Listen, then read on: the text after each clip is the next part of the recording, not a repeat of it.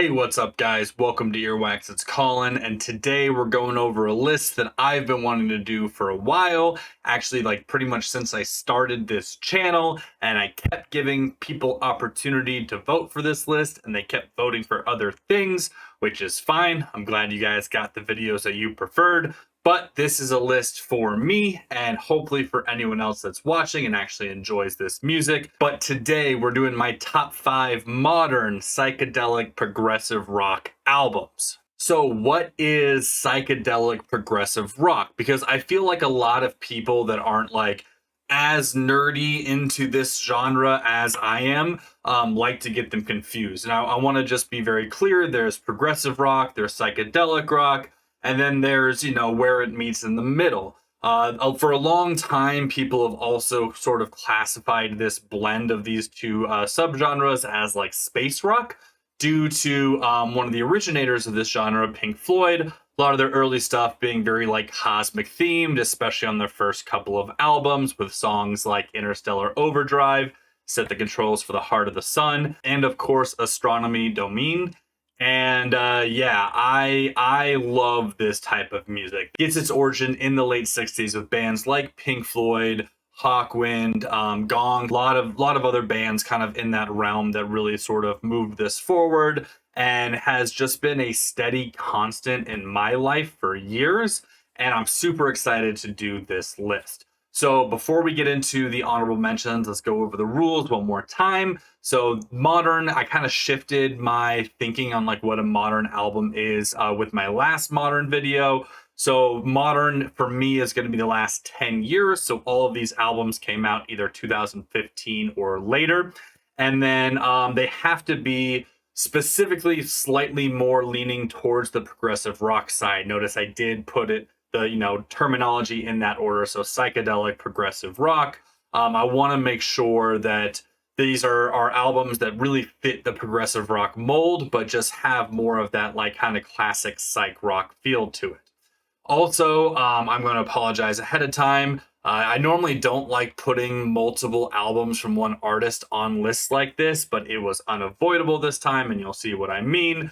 But before we get into the honorable mentions, if you guys could please like, comment, subscribe, all that stuff helps out my channel a ton. Consider checking out my Patreon. Everything that I make from my Patreon just goes right back into giveaways. I'm trying to do a little bit more of those this year, so I want to make sure that I'm able to continue that on a somewhat regular basis. Also, you're just helping support the channel, and any amount of anything that you can give is really appreciated. So the first honorable mention is gonna kind of be a little bit of a cheat because it's technically 2 albums, but I consider it one part, and that is gonna be Tarot Part 1 and Part 2 by Magic Brother and Mystic Sister. So this is a Spanish band, I believe, got their start in the early 2010s, didn't come out with their full like feature full-length debut album until 2020, and then followed that up in 2024 with these 2 albums. So Tarot Part 1,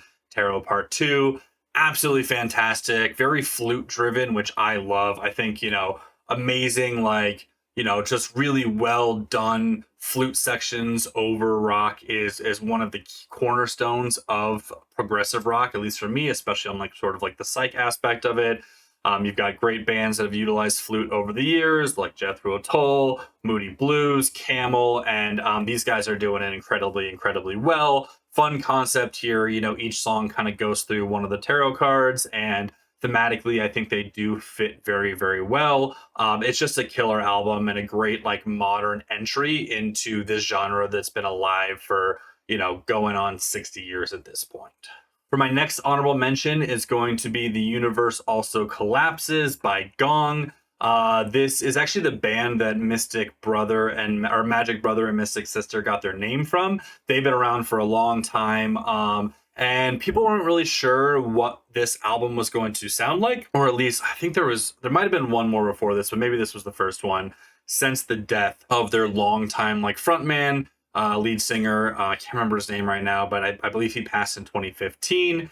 And yeah, I think a lot of people were like unsure of like where the band was going to go after that. Well, at least for this album, this was like the first one I listened to after that happened. and just absolutely blew me away. The drums in particular on this album are just absolutely incredible. Some of the best progressive rock drum work I've heard in a very, very long time, and definitely one to check out. Very true to like prog rock. It's about 4 tracks. First one's like 20 minutes, then 2 minutes, then 13. But still very trippy. Has a lot of like the filters and effects that you come to hear from psychedelic rock, and just an absolutely incredible album. And then my last honorable mention is going to be the album Born by Birth. This is another like relatively newer prog band out of San Diego, I want to say. Killer album, really, really cool concepts on here. Definitely bring like a fresh sound or a fresh take to like a pretty recognizable sound. I mean, they definitely have a lot of that nostalgic classic feel that you come to expect in modern like psychedelic prog rock, but yeah, they do it really, really well. I love this album. I don't think it gets nearly enough love or attention, and if you're into this type of music at all, definitely go check it out. All right, so with the honorable mentions out of the way, let's get into the top 5. All right, so number 5 for me is going to be King Gizzard and the Lizard Wizard's Quarters. Now, I think there's definitely an argument to be made for a lot of King Gizzard albums to be on this list. I did try and limit myself because I wanted to, at least talk about some stuff that I love outside of them, because I could talk about them endlessly, forever, really. But I landed on this album at this spot for a couple reasons. Number one, outside of like Polygon to Wonderland, this definitely feels like one of their proggiest albums. At least in like the classic sense. It's 4 songs, all the exact same length. Each song kind of like dives into a different realm of prog jazz rock. The opening track of The River is probably one of the best songs they've ever written. It's definitely like one of their like staples when they perform live. They don't play at every single show because they change up their set list so much, but I've seen them 3 times now and they've played it twice. It's such an amazing song. The rest of the tracks as well, Infinite Rise, God is in the Rhythm, and Lonely Steel Sheet Flyer are all just super, super killer. Lonely Steel Sheet Flyer might be the most like psych leaning after The River.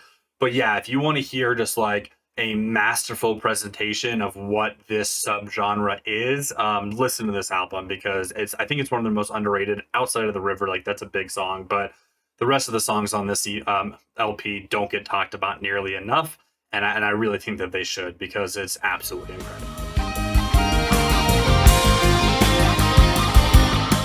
Coming in at number 4 for me is going to be one of my all-time favorite psych prog bands, in Ozric Tentacles. They are an instrumental psych prog band out of England, and they've been going strong since like the 80s, I want to say. If you're not familiar with them, go check them out. They've got a very like lengthy story discography, and it's absolutely incredible. This is probably like my favorite of their modern era stuff. I love just like the journey this album takes you on, especially it being an instrumental album. Like, it just really brings you to some really cool places if you just sit down and kind of like let yourself be taken along for the journey. The synth tones here are amazing, on top of like the traditional guitar work that you come to find in their work. The drums, again, absolutely stellar here. And yeah, this is just an A+ album for me. It's so good. If you are a fan of Ozric Tentacles and for some reason you haven't listened to this album yet, I would put this up there and like probably their top 5 albums they've ever done. I honestly think it's that good. It's absolutely incredible. Coming in at number 3 is going to be Masana Temples by Kikagaku Moyo. So Kikagaku Moyo is a Japanese psych prog band. They do lean a little bit heavier on a lot of their stuff on the psych side of things, but I think this album in particular is definitely like more of their like foray into prog rock while still keeping their like traditional psych sound. Dripping Sun in particular is just such a good song, and it's an amazing example of why I love this genre so much. And it's just like the guitar tones are able to get on here. It's so fun. It's so light. It's so like just relaxing to kind of come along the ride with, while still being very intricate and just incredibly well done. The remainder of the album is really, really good as well. Specifically, Nazu Nazu and Gatherings are like 2 of my favorite songs, but this is definitely one you got to start and like listen all the way through. Even if you don't really understand the lyrics because you don't speak Japanese, It's such just a beautiful album, and I highly, highly recommend it for anybody that's into this type of music. And my second favorite modern psych prog rock album is going to be South of Reality by the Claypool Lennon Delirium. So if you don't know this band, go listen to them. So they've only done 2 albums. It's Les Claypool, famously of Primus and Flying Frog Brigade, and a handful of other projects he's done over the years. And then Sean Lennon, who is famously the child of John Lennon and Yoko Ono. And they came together for these 2 albums and created just some of the weirdest and most fun, like modern psych prog I've heard in a very long time. Their first album, Monolith of Phobos, is also very good, but it definitely leans heavier towards like the psych realm than the prog. But they definitely went proggy on this album, especially on the main single from this album, Blood and Rockets, and then my favorite song, Amethyst Realm, which is just absolutely killer. But this whole album front to back is really, really good. It's fun, it's intricate. The dueling vocals between Les and Sean just work really, really well. And I had the opportunity to see them live, right after this album came out, and it's hands down one of the best live shows I've ever seen. So if you haven't checked out this album, go listen to it. It's absolutely incredible. And in my humble opinion, the best modern psych prog rock album is Polygon to Wonderland by King Gizzard and the Lizard Wizard. I couldn't help myself. It's just the best. It's objectively the best. It's such a goddamn good album. Crumbling Castle might arguably be a top 5 psych prog song ever written, not just from them, but just in the history of this genre. But this whole album front to back is so goddamn good. So much more impressive when it was one of like the 5 albums they released this year, which was 2017, I believe. But the fact that like they were able to do this while they were also working on so much other music is just absolutely mind-blowing. I've seen Crumbling Castle live twice now, especially most recently on the Phantom Island tour with a full orchestra. And oh my God, it's still to this day just blows me away. It was actually the song that got me into them. But I mean, again, even outside of that track, which is just, perfection, this whole album front to back is absolutely incredible. Castle in the Air, the fourth color, like the kind of tail end, or the song right after Crumbling Castle and the final song. It just is such a complete listening experience. The journey it takes you on is just unmatched in anything that's come out in the past 10 years. And I could talk about this album for fucking hours. Probably if you're watching this video and you're interested in this genre, like you've heard this album. And I don't know what else to say. Like, go listen to it. If you get a chance to see him live, go see him live. I'll probably do a ranking of King Gizzard albums at some point. I know every single fucking YouTuber and their grandmother has done one. But there's a reason for that, because they are that good, and this is their best album, and it's the best psych prog rock album of the past 10 years. Well, cool guys, that's gonna be it for me. Thanks so much for watching. As always, if you could please like, comment, subscribe. I got some more fun stuff coming out soon. I will be going back into my top 5 of a given year, starting in 2022, and then moving back through the years of 2. Maybe I'll do some more 60s when I get to the end of the year. Didn't seem like a ton of people were super into that one. So I'm going to focus on some more modern stuff for the time being. Let me know if you guys have any special requests. You can always request a video topic through my Patreon. But even if you can't do that and you still want me to try and do something, let me know. I'll try and fit it into my schedule. Cool. As always, thanks so much for watching, guys, and I will talk to y'all later. Peace.